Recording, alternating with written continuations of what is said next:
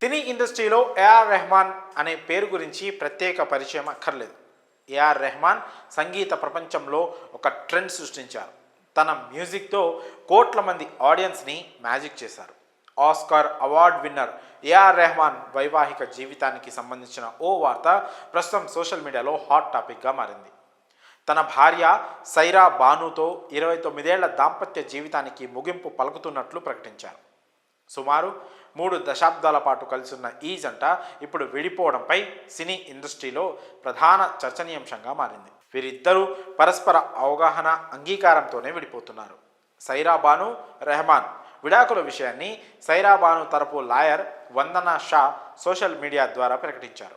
కాగా 1995 మార్చిలో ఈ జంటకు వివాహం జరిగింది. మరికొద్ది రోజుల్లో 30వ వివాహ వార్షికోత్సవం జరుపుకోనున్న ఈ జంట విడిపోతున్నట్లు ప్రకటించడం అందరినీ ఆశ్చర్యపరిచింది.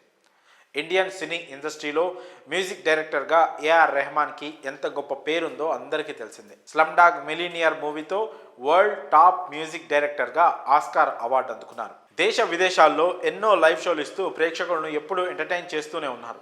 సైరా బాను రెహమాన్ విడాకుల విషయం గురించి ఆమె లాయర్ వందనా షా మాట్లాడుతూ, వివాహం చేసుకున్న దాదాపు 29 ఏళ్ల తర్వాత సైరా రెహమాన్ విడిపోవాలనే కఠిన నిర్ణయం తీసుకున్నారు.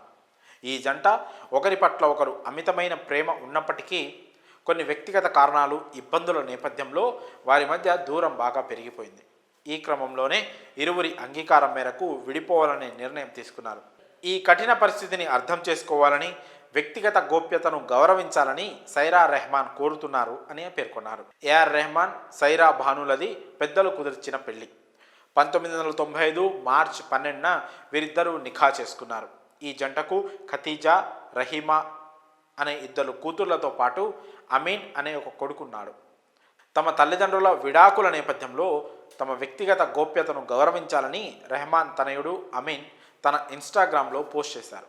ఇదిలా ఉంటే తమ విడాకులపై రెహమాన్ స్పందిస్తూ, మేం గ్రాండ్గా 30వ వివాహ వార్షికోత్సవం చేసుకోవాలని ఆశించాం, కానీ అనూహ్య రీతిలో మా దాంపత్యానికి ముగింపు పలకాల్సి వస్తుందని ఆవేదన వ్యక్తం చేశారు.